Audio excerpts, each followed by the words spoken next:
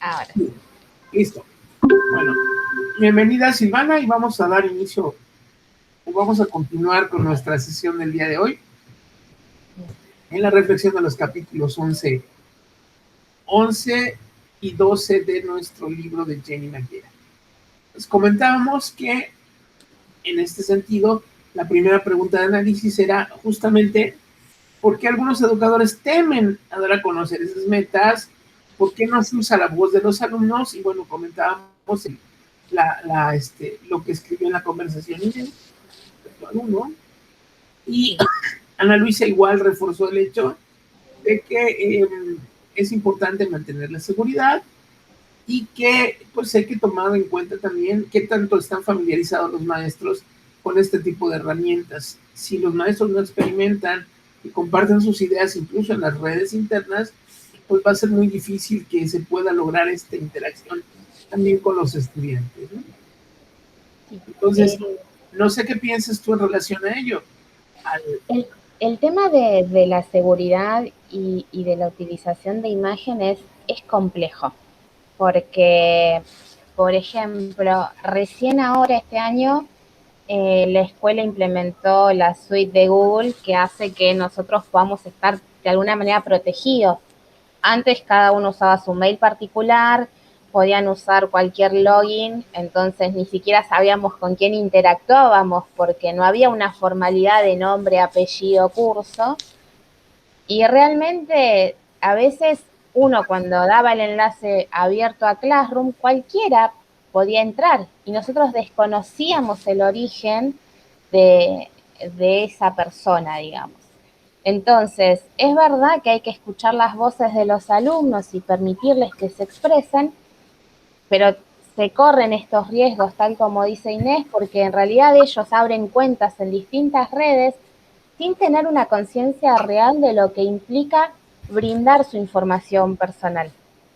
Hay un ejercicio que yo suelo hacer con mis alumnos que, chicos, ¿por qué no buscan su DNI ponen su DNI en Google para ver qué tanta información ellos mismos regalan y ellos dicen, pero ¿cómo puede ser que mi DNI aparezca? Y sí, porque aparecen sus fotos y cuando ven que hay fotos con sus familiares o que pueden, o sea, que los algoritmos hasta pueden descifrar quiénes son familiares directos o sus mejores amigos, empiezan a tomar una conciencia real de lo que implica la seguridad. Entonces, con este contexto en donde uno tiene que de alguna manera proteger su huella digital, ¿sí? Para encontrar espacios en donde podamos hacer intercambios reales, es complejo. Es genial, porque ahora en la virtualidad más que nada, esto de vernos las caras, aunque sea por video, nos permitía como tener una relación cercana. Pero es cierto que uno tiene que estar todo el tiempo midiendo cuáles son las posibles consecuencias de dejar abierta esa imagen o ese video al público. Digamos, todavía no conozco ninguna red que me permita que se pueda quedar ese video grabado sin ser compartido. Al tener el workspace ahora reducido, yo creo que si hacemos alguna especie de foro allí, quizás ahí podemos limitarnos a los que tienen cuenta institucional y de esa manera permitir este tipo de intercambio generando un video chat, por ejemplo.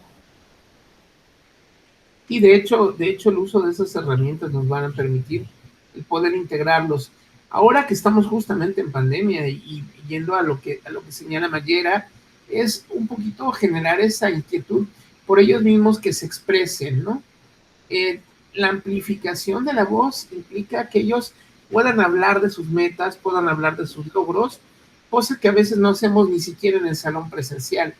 En el salón presencial nos convertimos en ese grading, en esa calificación, en ese te evalúo, te anoto, pero muy pocas veces le damos ese valor a la voz interior, a la voz de la autoevaluación, permite que ellos pues también hagan aportaciones y digan lo que ellos están pensando. Y un poquito de lo que señalamos ayer en el capítulo 12, en el capítulo 11, perdón, esa aproximación a tratar de que el chico se exprese para que él mismo determine y establezca si está completando, cumpliendo con sus metas. Porque a veces no tenemos ese valor o no le damos ese valor a la expresión que él mismo tenga de lo que está pensando. Entonces, por ahí, una de las herramientas que a mí me gusta mucho usar es el Flipgrid. Porque con el Flipgrid, pues les das la libertad de poder hablar, ¿no? Claro, yo no puedo hablar de educación básica porque hace años que no estoy en ella, pero sí es muy importante que aún cuidando mucho la parte personal y la parte de la privacidad de los datos, pues sí tengamos ese tránsito para poder escucharlos. De repente, a mí me llama la atención cómo oyes, si con adultos es complicado hacer hablar a 20 o a 30 en una clase, con los niños, ¿cómo haces hablar a los chicos, a los adolescentes en una clase? O sea, vas a tener gente retraída que a lo mejor te tiene la cámara encendida, pero que no dice ni pío. No tiene intención de hablar. ¿Sí? No, o sea, no solo no tienen la intención de hablar, sino muchas veces es una lucha constante el que enciendan esa cámara para visualizar rostros, porque muchas veces me siento hablando a la nada misma, o sea, son un montón de cámaras apagadas que todo el tiempo uno está, escuchás, oís, qué pensás, qué decís, e invitarlos a que de alguna manera aporten u opinen. No es simple escuchar la queja del alumno, no es simple aceptar estos procesos de metacognición en donde uno de repente hace un ticket de salida para verificar qué tanto aprendieron y si yo hablé de un tema y no mencionan la palabra clave sobre la que yo quería trabajar, evidentemente ahí uno tiene que también hacer un mea culpa. A mí me parece que los docentes nos cuesta mucho esto de reflexionar críticamente sobre nuestro trabajo, porque al abrirle la puerta a los alumnos a que opinen, tenemos que aceptar las consecuencias de que puedan criticarnos también, cosa que no es tan simple en muchas ocasiones. Es parte de lo que señala la pregunta y lo que dice Mayera también. Cuidamos mucho y no tenemos el valor para admitir lo que nos dicen, ¿no? Y lo que ellos quieren expresar. Y sí, ciertamente es complicado el poder manejar este tipo de situaciones, ¿no? Sin embargo, ¿cómo ayudaríamos a que ellos logren esas audiencias? O presencialmente, ¿cómo logramos que ellos nos hagan caso? ¿Qué tal, Inés? ¿Cómo estás? Hola, Inés. Hola, disculpad la tardanza. La verdad es que se me pasó la hora porque estaba trabajando, ya sabéis. Bueno, ya os dije que estaban exámenes y acabo de ver la hora y dije yo, uy, perdonad. No te preocupes, bien. No quiero interrumpiros, ¿vale? No te preocupes, estamos conversando sobre la primera pregunta, estamos hablando lo que tú habías comentado de la privacidad y estamos señalando la importancia de que el docente le dé el valor a la voz del estudiante. Y acaba de señalar Silvana que muchas veces el estudiante no da valor a la voz del estudiante porque tiene miedo de lo que vaya a decir, de cómo se vaya a manifestar, de qué vaya a estar expresando, ¿no? Y ahí es importante, como señala Jenny, pues que no perdamos de vista el valor que tiene que él mismo exprese y diga qué tanto ha alcanzado, qué tanto ha logrado, que él mismo se estimule hablando de sus logros. Y señalábamos que cómo le hacen cuando tienen un grupo de 30 infantes, yo hace rato que no los tengo, de 40 infantes, tuve grupos de 50 en mis buenos tiempos, y tenías que hacer hablarlos a todos, o sea, no había uno que no pudieras, lo tenías que hacer expresar presencialmente. Ahorita comentábamos la difícil tarea de mantener cámaras abiertas y de hacer que en la virtualidad ellos participen, ¿no? ¿Cómo ves? Compártenos de lo que explica, de lo que comentaste en el foro. ¿Qué edades, Silvana? Simplemente una pregunta. ¿Con qué edades trabajas tú? Y yo trabajo con chicos desde los 14 a los 18 años. Vale, secundaria entonces. Secundaria, ¿vale? Sí. Sí, es un tema eso. Pero bueno, qué sé yo, ahora digo por suerte, porque en este próximo mes volvemos a la bimodalidad, así que quizás eso les permite ver quién soy y eso les habilita después luego mostrarme sus caras, porque nos vamos a cruzar al menos en una oportunidad y digo, bueno, esperemos que de esa manera se habilite el reconocimiento, porque hasta ahora, con suerte, conozco algunas voces y veremos qué pasa. Pero sí no sé si es vergüenza, si es pudor o O muchas veces yo creo que cuando uno trabaja en una escuela tradicional y un docente viene con algunas prácticas poco ortodoxas, o sea, y trata de salir de la rutina, los alumnos se sienten así como, wow, ¿qué hago? ¿Qué no hago? O sea, hay que motivarlos, ¿no? A que realmente hay que entender que es valioso su aporte y porque de ellos podemos aprender justamente a reconstruirnos nosotros. En efecto, se nos desconectó Inés.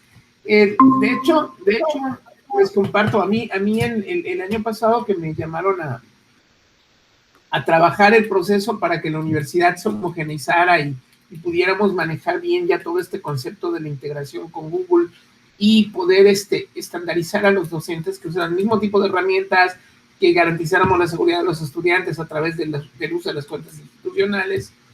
Una de las tareas más grandes que tuvo la administración, y estuve colaborando en eso también, fue la integración del código de ética.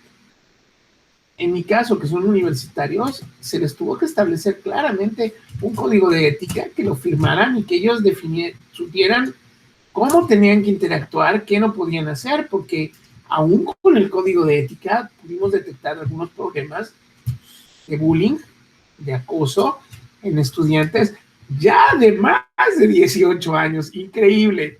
Así como que, imagínate, tú estás viendo, en los inicios no teníamos fondos de pantalla, o sea, no había la posibilidad de ponerte en un fondo, y pues tú estabas reflejando parte de tu vivienda, parte de tu modo de vivir. Pasaba tu mamá, el gato, la tía, la abuelita, cualquier cosa, y además abrías tu micrófono y oían por ahí gritar a la mamá, no, oye niño, ya, apúrate, mamá, estoy en clase, ¿no? Ese tipo de cosas, y eso también generó algunas situaciones incómodas para los estudiantes, y sí se tuvo la necesidad de establecer un código de ética que ellos tuvieran que firmar digitalmente para que tuvieran la certeza a los demás de que era sancionada una conducta no adecuada también en el medio virtual.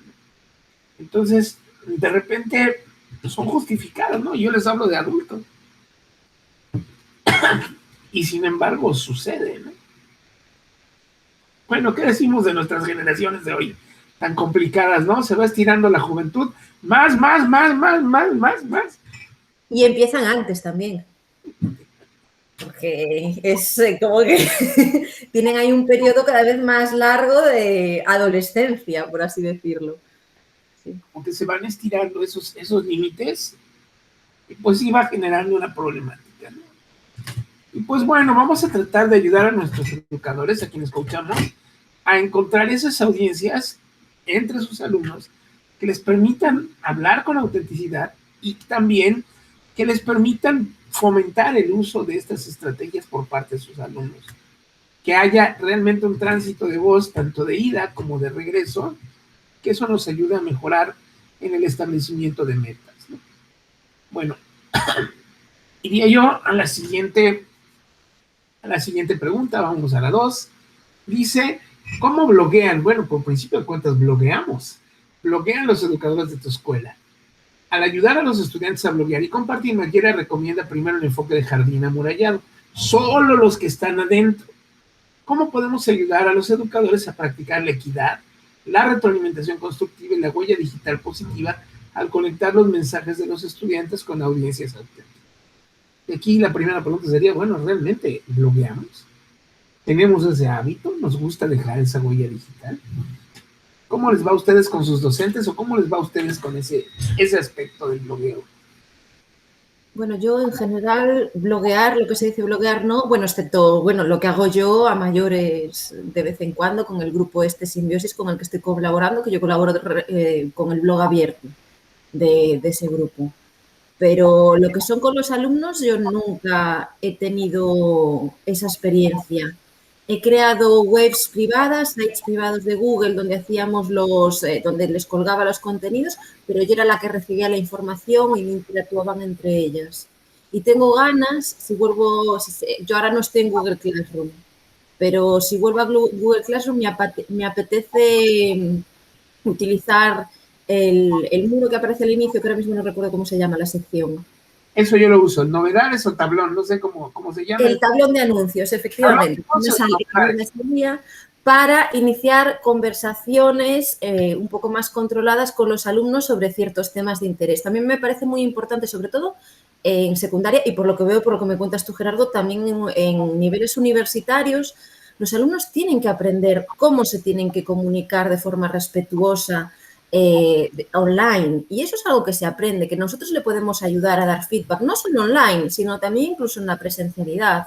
¿A cuántas personas nos enseñan, por ejemplo, cómo dar una opinión sin ofender a la otra parte? O cómo ser respetuoso, o, ¿sabes? Cómo podemos hablar de forma ordenada. Eso no nos lo enseñan. Lo aprendemos por puro ensayo y error, pero hay estrategias que te permiten hacer eso con el alumnado y creo que son muy importantes. A veces, muchas veces, yo pienso que nos centramos mucho también en el contenido o asumimos que los alumnos saben cosas que realmente que no saben y que son importantes. No sé qué opináis vosotros. Yo opino, por ejemplo, que nosotros, por lo menos en Argentina, desde mi experiencia, no tenemos formación en habilidades blandas. Entonces, la crítica constructiva, el debate constructivo, o sea, hacer una defensa y una argumentación correcta acerca de una opinión o postura, no es un trabajo sencillo. De hecho, muchas veces cuando alguien te dice, che, ¿me haces una devolución? Nos cuesta horrores dar una crítica, porque pensamos que seremos, o sea, destructivos, en realidad no tendría que ser así. Entonces, yo creo que uno tendría que tener el poder de descripción, de hacer una crítica sin ser destructivo, y si no, o sea, cometer sincericidio. O sea, muchas veces uno, por ser honesto, dice cosas que quizás la otra persona hay que ver en qué momento lo toma, cómo lo toma o sea, y cómo lo afecta. Entonces, realmente hoy por hoy los docentes, o sea, no solo tenemos que tener una formación curricular en donde sepamos temas específicos de nuestra área de incumbencia, sino que también tenemos que formar a los alumnos con habilidades que le permitan interactuar e integrar el mundo del mañana. O sea, hoy tenemos que trabajar colaborativamente. Hasta nosotros grandotes, digo yo siempre, porque digo, nosotros nos cuesta mucho hacer un grupo sin pelear con el colega de al lado, porque trabaja, porque no deja que lo hago yo, porque lo haces mal. Entonces, todo este tipo de cosas yo creo que tenemos que por ahí pulirlas para luego después transmitirlas, porque es muy fácil decir, hagamos la tarea en equipo y que los alumnos se arreglen, y después hay que estar ahí para mediar el conflicto, ¿no? Bienvenida Flor, bienvenida Ana Luisa. Qué gusto verles. Hola a todos. De hecho, hola, buenas tardes. Mucho gusto. De hecho, esta semana estuve trabajando en una de las sesiones del diplomado que estoy impartiendo. Estuve trabajando sobre la importancia del trabajo colaborativo. Y eso que ahorita hicimos así con la expresión de, ahí te va el trabajo, chavo, y a ver qué haces. Caramba, cómo se repite, y es una incidencia de muchos profes, ¿no? O sea, dicen trabajo colaborativo, entrégale el tema y que vea qué hace. Y yo incidía mucho en la sesión, en todos los pasos y los elementos que debemos de considerar, y sobre todo en el seguimiento, porque también esa famosa idea de que es centrado en el alumno o es basado en el aprendizaje, ajá, pero aún así tienes dos agentes importantes, que son el docente y el estudiante. No porque sea centrado en el estudiante, el docente ya no tiene nada que hacer. Entonces sí es importante ir considerando esos elementos y, como bien decían, el desarrollo de esas habilidades blandas que a veces ni nosotros mismos tenemos, ¿no? ¿Y a cuántos no hemos oído como, es que no sé por qué se molesta, si yo soy muy claro y directo, soy muy honesto, como decía Silvana, ¿por qué se molesta si yo le digo las cosas como son? Y a veces incluso a mí me pasa. En esa claridad o en esa supuesta honestidad, te llevas con los pies al que esté enfrente, porque no tienes la suficiente empatía y la suficiente asertividad para comunicarte correctamente con él, ¿no? ¿Cómo ven? ¿Nos pasa o no nos pasa? Definitivamente, ¿verdad? Definitivamente. Y me gusta, me sentí muy identificada con lo que dijiste de lo de trabajo en equipo y que lo sueldan y tal, porque el primer año que yo estuve de docente, de hecho a mí me decían, no, haces este trabajo en equipo. Y yo me encontré, claro, los pobres alumnos estaban perdidos porque no sabían ni cómo empezar, no sabían trabajar en equipo. Entonces, claro, muchas veces es lo que os decía, es lo mismo que el feedback, ¿sabes? De hecho, yo pienso que saber comunicarse, saber dar feedback de forma coherente con los compañeros es uno de los primeros pasos que hay que trabajar antes de trabajar en equipo. Es como una de las bases, entre otras. Pero para mí es un paso previo, de hecho. Antes de ponerlos a trabajar en equipo, yo primero trabajaría otras habilidades. Una de ellas es lo de la comunicación y otra, por ejemplo, la organización. Tú hablabas de pasos previos. ¿Nos puedes comentar un poquito cuáles eran, Gerardo? Porque yo tengo curiosidad por saber tú cómo lo... Sí, claro. Mira, yo comentaba con ellos que el trabajo colaborativo tiene que tener primero una finalidad, que les debemos de entregar a ellos un propósito. Ese propósito tiene que ser claro y tiene que estar bien definido, que todos entendamos qué vamos a hacer.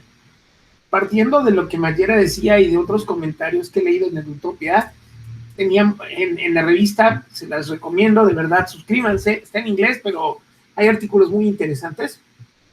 Edutopia Week se llama, y ha habido publicaciones donde se habla de que el trabajo colaborativo funciona mejor si tú impulsas a tus estudiantes a que tengan roles. Entonces, tú les vas definiendo qué tipo de roles pueden asumir y ellos mismos pueden tomar la decisión de qué es lo que son más capaces de hacer y asumir esa responsabilidad. Para posteriormente ponerlos a trabajar y darles los recursos. Ese sería un tercer paso. Si los dejas solos y a ver qué encuentran, no funciona. Hay que darles la orientación. Hay que darles los recursos para que los puedan aprovechar. Y un cuarto punto tiene que ser justamente el seguimiento. El estar muy pendiente de ellos, qué van haciendo, llevar un registro de cómo van avanzando y sobre todo mantenerlos en un constante ambiente de coevaluación para que haya esa crítica constructiva de quién está aportando, quién no está aportando, quién está aportando cosas de valor. Pero como decíamos hace un rato, que contribuyamos a que ellos manifiesten su voz, porque cuando trabajamos en equipo pasan varias cosas. Una de ellas es, solo les pedimos el producto final, calificamos el producto final y si todos sacan 10, todos sacan 10. Listo, hacemos una calificación.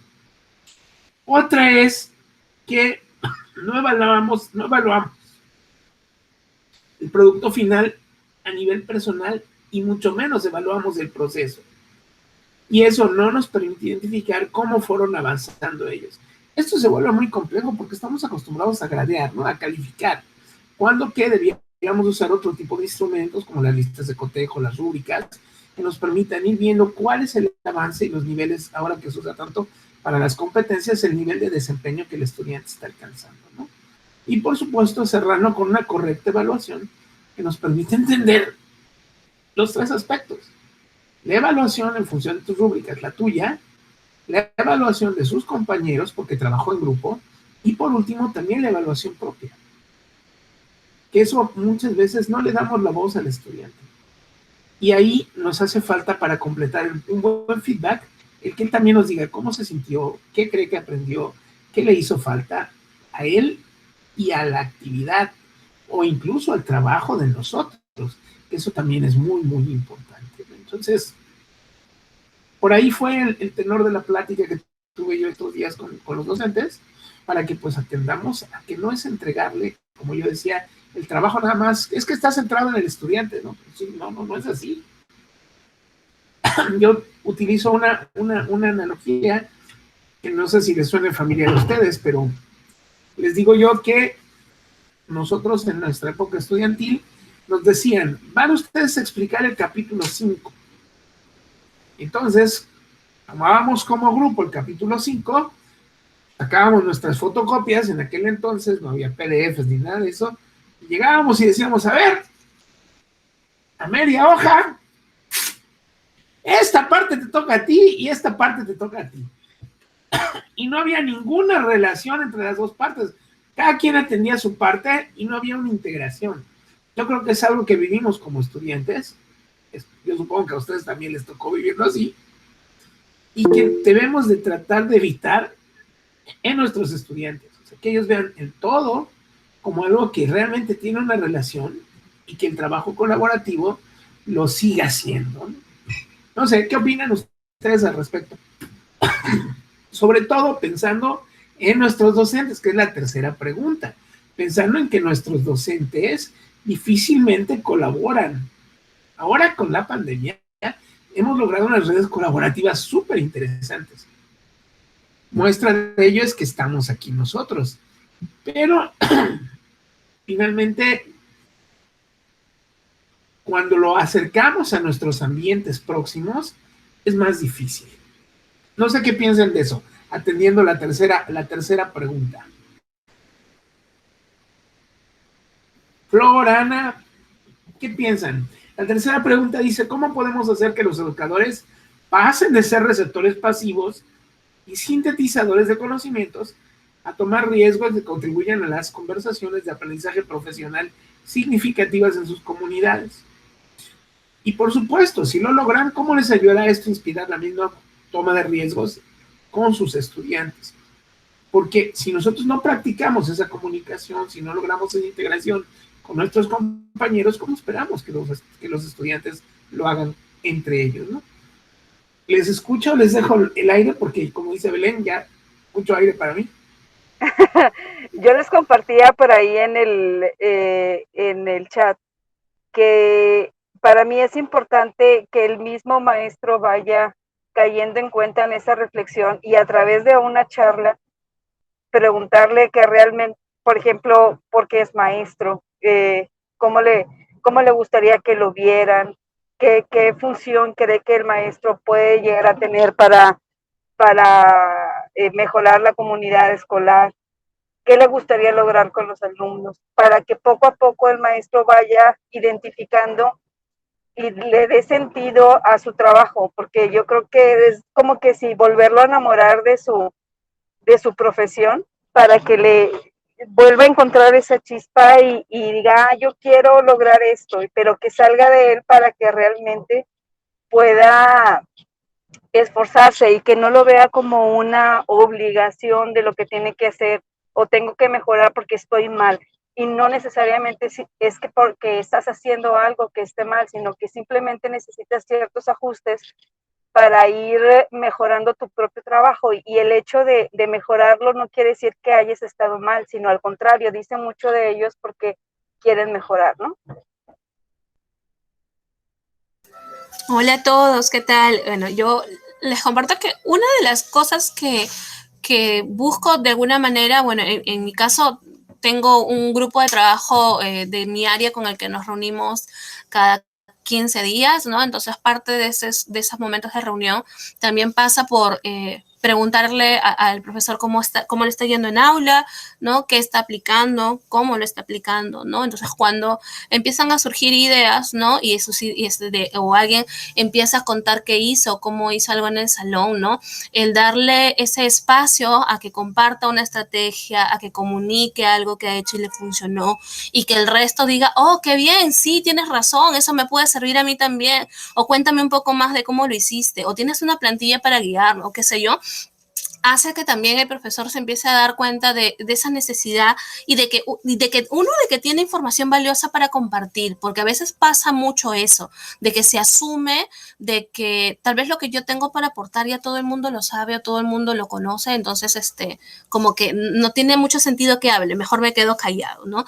Pero creo que cuando uno entiende, ¿no? que siempre hay cuestiones para aportar, ¿no? Porque tu perspectiva de algo puede ser diferente a la del otro, ¿no? Y ahí hay un aporte ya a la situación.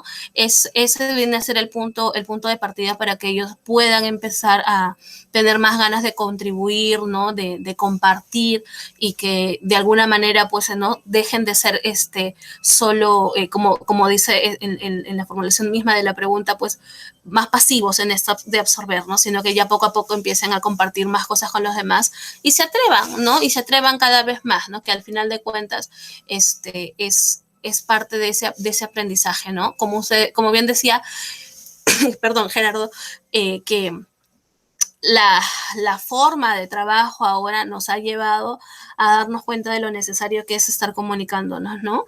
Y cómo es que al final de cuentas, en medio de todas estas circunstancias, nosotros mismos nos hemos venido conociendo, ¿no?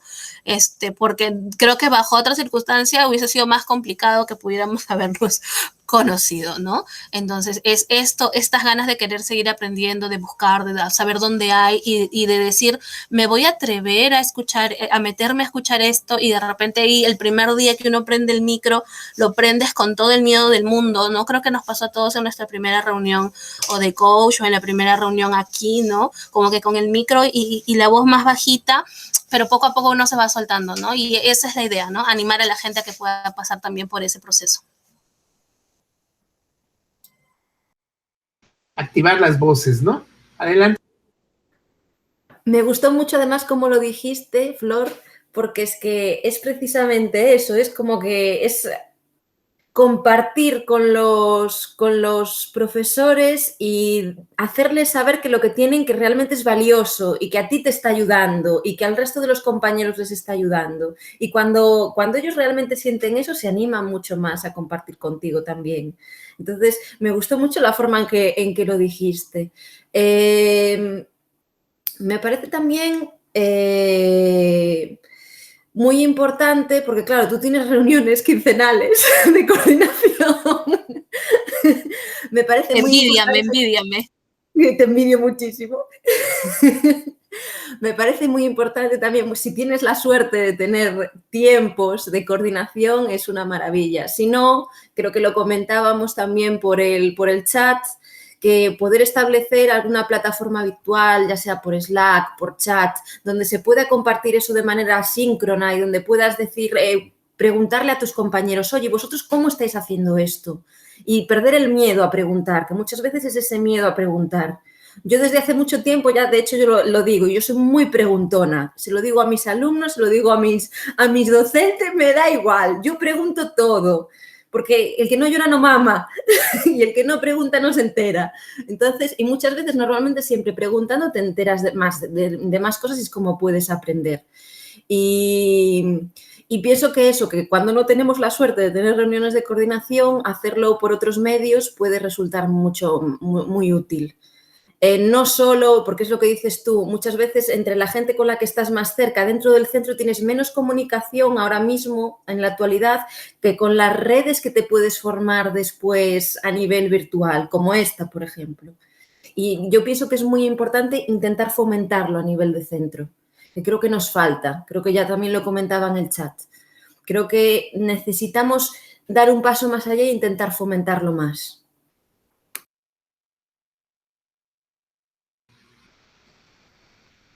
Tomar en aire, les invito a participar. Es importante esto, porque además suena muy complejo. A mí me gustó mucho eso que decía Ana, que decía Ana Luisa, que decía que hay que rescatar su razón de ser, el propósito del docente. Y por ejemplo, en la educación universitaria, cuando te topas con docentes que tienen 4 horas aquí, 4 horas allá, 8 horas allá, 10 horas acá, 5 horas acá, y que finalmente fueron profesionales que no quieren enseñar, sino que ese es su trabajo porque no se desarrollaron profesionalmente, se vuelve sumamente complejo. Porque no tienen razón de ser como docentes. Entonces es muy difícil recuperar ese propósito. Créanmelo, me ha tocado tener junto a mí docentes así que suena muy, muy difícil. Pero por eso, Jenny sugiere que podamos desarrollar algunos elementos que sean motivadores, los famosos artifacts, los artefactos que nos ayudan a mejorar la motivación e incrementar para nuestros coaches, para nuestros coaches, eso que vamos apoyando a lo largo de su ciclo. Y estamos llegando ya en la lectura del libro, casi al final, al punto de que todo lo tenemos que celebrar. Y como lo leímos también en el modelo de coaching, en nuestro proceso de coach, es muy importante todo lo que logremos y lo que vayamos haciendo, hacer que nuestros docentes lo celebren, lo festejen, le vean un sentido y lo disfruten. Entonces, bueno, ahí, después de que me preguntó Inés, ¿qué son los artefactos? ahí compartió. ¿Cómo es que haces ese reforzamiento a través de los artefactos que nos comentaste, Inés? Bueno, yo cuando realizan así un hito importante, cuando hacen algo, yo normalmente les suelo hacer GIFs animados, personalizados. Les pongo a lo mejor su cara animada con una cosa, conseguiste hacer tu primer Plickers, y así todo, les suele gustar. Vamos, a ver, es un poco chorradita. Luego también les llevo algo de comida, que también les suele gustar. Pero bueno, en general lo que veo es que yo no los tengo que motivar. Claro, yo no tengo tu problema, Gerardo, porque en mi caso mis docentes son ellos los que quisieron unirse al carro, entonces los tengo muy motivados. Entonces, lo que les hace sentir bien, sobre todo, es cuando ven que empiezan a conseguir, que van avanzando en pequeños pasos. Pues conseguí, ¿sabes? Pues conseguí hacer un Plickers, eso, con mi aula, o conseguí crear el cuestionario en el aula virtual que se me autocorrige, o conseguí, pues, hacer esta actividad colaborativa en el aula, ¿sabes? Interactiva, donde estuvimos ahí todos. Eso les motiva. Eso ya, para ellos es el premio. ¿Sabes? Yo lo que les puedo decir, les puedo animar, pero realmente eso es lo que les motiva. Y dice, y me siento que cada vez soy más capaz, Inés, me siento que cada vez... Entonces es como que me parece que surge de manera natural. El problema que decías tú, Gerardo, con los docentes universitarios es que muchas veces, de hecho, ellos están más metidos en temas de investigación y como que la docencia es más una obligación que algo que hagan ellos porque quieren. Entonces es un tema ya más complicado. Para ellos la docencia muchas veces suele ser algo secundario, ¿no? Entonces, ¿cómo haces tú para motivarlos? Me interesa saber un poco también. ¿Cómo hacéis los que además tenéis que hacer coach a docentes que realmente no están motivados? ¿Cómo lo hacéis? No sé si alguien quiera intervenir. Ana, adelante. Bueno, nada más hacer el comentario. No necesariamente tienen que ser universitarios para estar como desmotivados. A veces, créeme que me he topado con maestros a los que se les ofrece apoyo. Lógicamente tiene que surgir de ellos porque me han llegado a preguntar si les vamos a pagar las horas en las que se les va a apoyar. Entonces digo, caray, o sea, te van a pagar a ti, a mí no me pagan por ayudarte, o sea, estoy ayudándote o yo te ofrezco el apoyo fuera del horario escolar, porque tú estás muy ocupado, porque tienes otro trabajo en la tarde, ¿qué te parece un sábado? Dice, pero ¿me van a pagar mi hora del sábado? O sea, y dices, pero ¿cómo? O sea, es hacerle ver de que al contrario, yo te estoy ofreciendo mi tiempo en mi sábado y a mí no me está pagando ni la escuela ni nada, pero yo es por apoyarte. Entonces, por eso yo insistía en, oye, ¿te gustaría seguir enseñando? Sí, pero ya vamos a regresar de manera presencial. A lo mejor un día, una semana, pero lo que nos ha enseñado en este tiempo es que un día estás, el día siguiente puede que te regresen a casa. ¿Te quieres seguir dedicando a la docencia? ¿Te das cuenta que esto ya es algo que necesitas porque lo necesitas hacer? A eso es a lo que voy, o sea, es difícil, pero yo no veo otro medio que no sea por medio de una charla y hay que ser muy cuidadosos con las preguntas que se hacen porque se pueden sentir ofendidos, ¿no? Entonces, ahora sí que son los polvitos mágicos y aquí esperaríamos algunas recetas del gran gurú Gerardo para que nos pudiera orientar en ese aspecto, ¿no? No sé, Flor, si quieras comentar algo. Bueno, mi grupo de trabajo siempre ha sido un grupo que en cuestión de espacio también cuando estábamos en presencial todos estábamos en el mismo lugar, ¿no? Entonces eso hacía que en realidad no es que había mucho bombo y platillo para celebrar, pero estábamos ahí para alegrarnos por el otro siempre, ¿no? Y esa era en realidad, de alguna manera, esta forma de contarnos, de hablar, de sonreírnos entre el otro por lo bien que nos está yendo. Esa era nuestra forma de motivarnos, ¿no? Ahora, en medio de la virtualidad, para la forma en la que estábamos acostumbrados, si bien bueno, hemos tenido algunos espacios en que, bueno, el colegio donde trabajo también propicia mucho esta forma de trabajo, ¿no?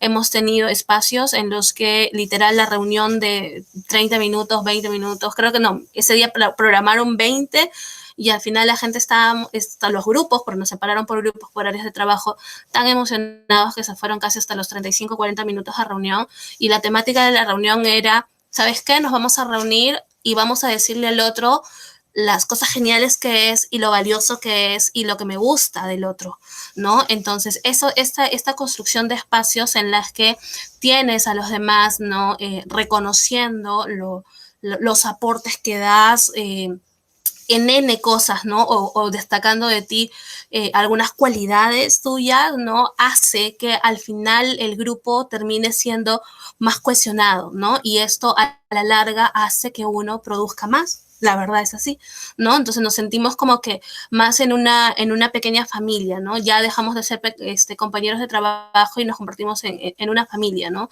Y eso hace que la dinámica de trabajo también sea distinta, ¿no? Como dice Inés, tal vez tenga que ver por el carisma propio de la institución en la que yo laboro, ¿no? Que es algo que esto se propicia, ¿no? Pero se vuelve una práctica y una práctica que uno de todas maneras arrastra a otras instancias de su vida también, ¿no? Porque uno aprende a comunicarse bajo esta manera, ¿no? Así que esto de poder reconocerle en el otro y decirle de frente las cosas que uno aprecia o estima, ¿no? O valora o del otro, es algo, creo, muy necesario, ¿no?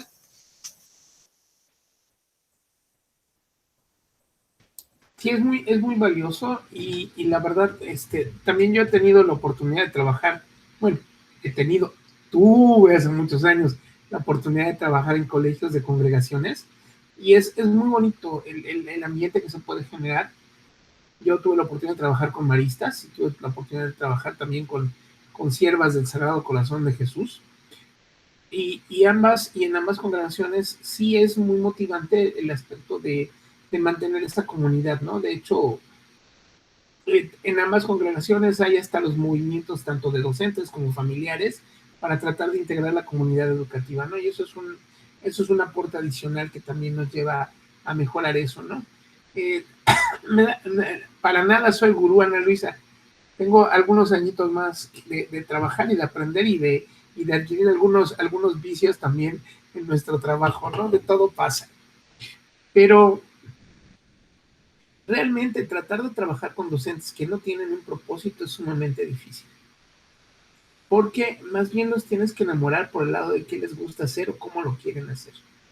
Y te hablo de docentes que, por ejemplo, tenemos contadores que tienen, y los tengo ahí en la universidad, contadores públicos que de repente tienen el tiempo completo como profesores investigadores, no investigan, tienen unas cuantas horas de clase, pero sí atienden su despacho. Y entonces dices, bueno, ¿en dónde estás? ¿Estás en el mundo académico o estás en el mundo profesional? Y nos pasa con quienes tienen que compartir eso, que evidentemente no son los profesores de tiempo completo, sino son los profesores de asignatura. Y esos profesores de asignatura son los que más lidian con la necesidad de ¿para qué me preparo? Si no hay una exigencia de parte de la institución y si no hay otro tipo de, yo no le llamaría motivación, yo ya le llamaría ahí de presión o de ejercicio de cumplimiento de tus objetivos. O una visión compartida, ¿no? Sí, difícilmente asumen el reto. Hace unos meses el rector me decía, es que el que no se quiera capacitar, que se vaya. Desafortunadamente las cuestiones sindicales y otro tipo de cosas nos vuelven complejo este tipo de esquemas en universidades públicas. De repente en una institución privada, allá en tu colegio, Ana, o en el tuyo, Flor, no trabajas, vas para atrás, o sea, adiós. Si no te apegas a los lineamientos, simplemente dejas de trabajar en la institución, ¿no? Entonces, el truco ahí radica en volvernos empáticos con ellos, como bien lo señala nuestro programa de coaching, y tratar de encontrarles a ellos qué es lo que les gusta hacer. Y curiosamente he tenido la posibilidad de motivar a algunos a la inversa, logrando que las herramientas que ellos podrían estar usando para la academia las usen para su ejercicio profesional. Entonces cuando les digo, bueno, ¿ya viste que esto te funciona allá afuera? Bueno, pues vamos a usarlo aquí adentro. Y algo tan simple como las herramientas colaborativas, ¿no? Un docente que empieza a utilizar herramientas colaborativas fuera de la institución, de repente les encuentra la riqueza cuando no las usa dentro de la institución. Y poco a poco entonces va adoptando estas prácticas ya para la práctica docente. Pero no es fácil, no es fácil. Créanme que no, además de que yo tengo otros lastres. Pudiera ser, o pudiera tratar de motivarlos mucho, pero pues también para algunos en esa institución les es difícil moverme de silla, ¿no? O sea, estuve muchos años en la administración, fui funcionario, fui director general y entonces, ¿sabes? Como que voltean y me dicen, tú no entiendes. Oye, si he estado aquí 30 años contigo en la academia, ¿cómo no voy a entender? No, tú fuiste directo, no entiendes. Y a veces se vuelve complejo este manejo. Vamos a nuestra última pregunta. Y aquí viene lo interesante de todo lo que hemos comentado.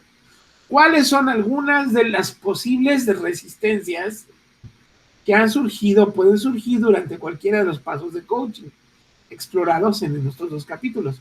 ¿Cuáles son las estrategias y herramientas que podrían ayudarnos a tener éxito durante esas conversaciones desafiantes como entrenadores, como coaches? Y bueno, finalmente ahí es donde llegaríamos a tratar de entender. Gerardo, pausas. Permítame un segundo. Dinero, que no ahí está en el bien, que no está. Permítame un segundo.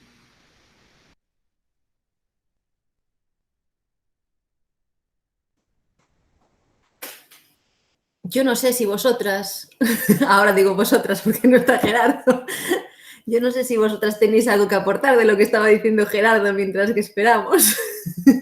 Ay, pero esto de encontrarle algún sentido a las cosas que uno va aprendiendo para aplicarlo fuera de las cuestiones del colegio es algo que suelo usar, porque si no te engancho por un lado, te engancho por el otro, ¿no? Es como que me aseguro y de todas maneras, mientras que voy o vamos enseñando algo, vamos aprendiendo algo sobre algo que tenga que ver con educación, le doy la pincelada de cómo esto te puede servir fuera, ¿no? O cómo esto lo puedes utilizar en otro aspecto. Y por ahí de repente me puedo asegurar un poquito más, ¿no? Que alguien esté un poquito más atento a lo que estamos haciendo. No, además, si lo utilizan en varios aspectos de su vida, también es más fácil que lo interioricen y que se vuelva algo que realicen habitualmente. Entonces es una estrategia que la verdad es que es muy buena. No, y además, si en capítulos anteriores, si recuerdan, el saber y el conocer realmente a la persona que estás apoyando y sabes de a qué se dedica, si batalla con el tiempo, con la organización y todo esto, aquí es donde puedes utilizar todo el conocimiento que tienes de esa persona para hacerle ver, mira, yo me acuerdo que tú me dijiste que hacías tal, tal, tal. ¿Qué te parecería que esto lo hicieras, en lugar de hacerlo en 40 minutos, lo hicieras en 10? Entonces, fíjate cómo te ahorraría tiempo y tendrías más oportunidad para estar con Sofía. No sé, porque Sofía es su hija, ¿no? Que está en preescolar. Entonces, ahí es como que si vas enganchando y vas dándole sentido a lo que, a los conocimientos o a las herramientas que pudieran estar utilizando los maestros, ¿no?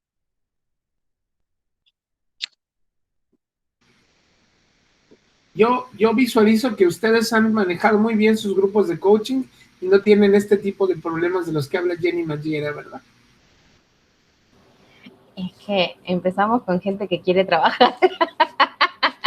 Entonces todavía no surgió ningún inconveniente. Esa es la clave, yo creo. Claro, como dice Silvana, es así, ¿no? Yo, está bien, yo voy, ¿no? Yo quiero. Entonces la motivación es distinta. Sí, es cierto. Sí, ya parte de otro lugar, parte de lo interior, en lugar de estarnos invitando, ¿no? Ahora, lo curioso es cuando tenemos coaches que te dicen que sí y luego a la hora de la hora no continúan, no se involucran o no quieren hacer las cosas que les sugieren, ¿no? Que también suele suceder, ¿no? También es factible, posible, perdón. Bueno, No, eso es nuestro último. cocheas a coaches, es verdad. Tú estás entrenando a entrenadores.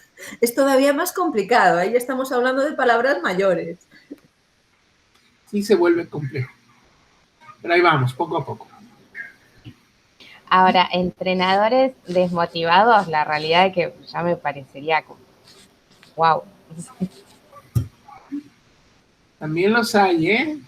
Y te voy a decir por qué, porque en una institución pública de repente las cosas son asignadas.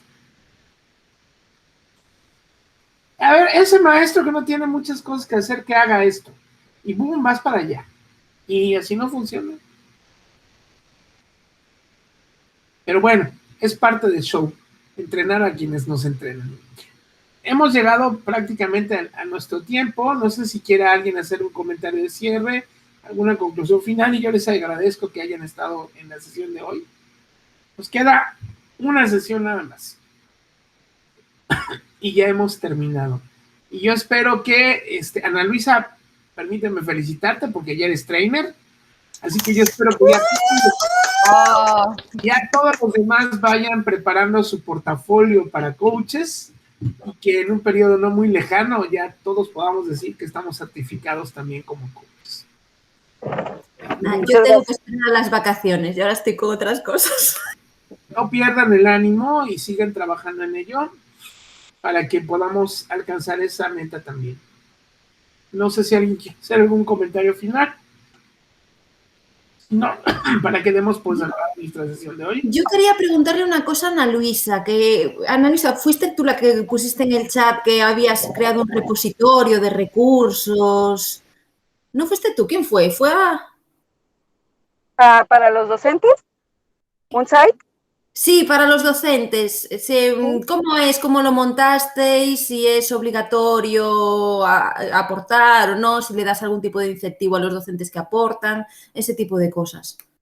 No, el repositorio se hizo, pero considerando unos talleres gratuitos que habíamos estado tomando y no estaban acudiendo maestros porque era en vacaciones de Semana Santa. Entonces, dependiendo de los recursos que yo veía, le puede servir perfectamente a preescolar. Entonces abrí un site y ahí me puse a dejarles todo el material, ¿no?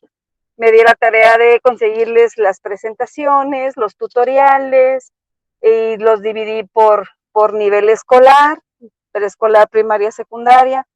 Pedí la oportunidad a cada una de sus directoras, porque en el colegio son 8 unidades, están dentro de su junta de consejo técnico escolar, para explicarles qué materiales podían encontrar ahí, que se dieran tiempo para que lo pudieran accesar, conocer, si tenían alguna duda, si querían que se les apoyara en algo, si se animaban a utilizarlo en algún proyecto en específico, pues que igual y que con todo gusto se les iba a apoyar.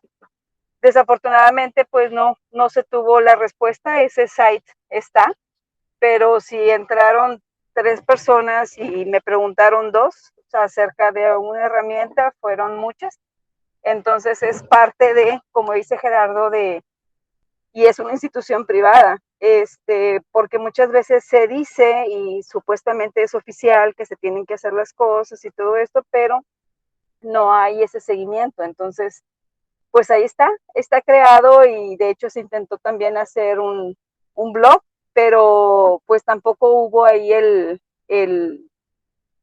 la respuesta de parte de los docentes. Ahora lo que estoy trabajando es con un grupo de mentoras que me están ayudando a sí o sí, a darles capacitación a los docentes para las certificaciones de Google, y creo que ese última modalidad es la que nos ha dado un poquito más de resultado, ¿no? Pero pues ahí está el material, estoy esperando. Desafortunadamente yo no pude iniciar a trabajar con coaches, porque estoy a cargo ahorita de los talleres precisamente para la certificación de los maestros de nivel 1 y nivel 2, y no tuve el tiempo de hacerlo. Entonces espero poder pasar el examen, y luego ya iniciando el ciclo escolar, porque estamos a unas 2 semanas de terminar el ciclo escolar actual, poder hacer el trabajo para armar el portafolio para poderlo enviar, y ya pues salir también de esta certificación, y ya poder apoyar a los maestros ya de una manera como más puntual, ¿no? Pero por ahí está, y si gustas, con todo gusto ahí les comparto la la liga. Digo, tampoco es una cosa así como que sí, enorme, ¿no? De recursos, pero pues digamos que son los básicos para quienes no trabajan con tecnología, para que vayan poco a poco viéndolo. Y un ejemplo así muy claro es para grabar los podcasts, como desde preescolar se les recomienda una en especial que tiene muy pocos botones, ahorita no recuerdo el nombre, y vas incrementando el nivel de complejidad y ya en base a eso van ellos adquiriendo las habilidades, no solamente los chicos, pero sí lo comentaba en el chat, que es bien difícil animar a los chicos cuando los maestros tienen miedo de usar la tecnología. Entonces, ahí como que si nos regresamos 2 pasitos más y tratar de involucrarlos a ellos y que se emocionen de los productos que tienen, para que ya con esa confianza puedan atreverse, se animen a equivocarse y se animen a trabajarlo con los chicos. El hecho de que no te salga la primera es algo también que festejar, pero por el intento que hiciste y por el aprendizaje que obtuviste, ¿no? El fail forward siempre, tratando de trabajar con él, ¿no? Así es. Gracias, Ana Luisa. De nada, de nada. Muy bien, chicas. Pues entonces suspendo la grabación y nos vemos en 2 semanas para nuestra última sesión de nuestro club de lectura, círculo de lectura. Ya terminó.